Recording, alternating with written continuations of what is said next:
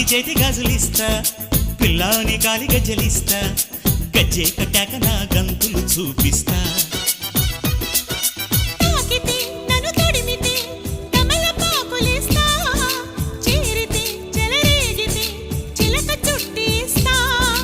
ఆగితే నన్నాపితే లెంపకాయలిస్తా, ఆడితే మనువాడితే గుండెకాయ ఇస్తా.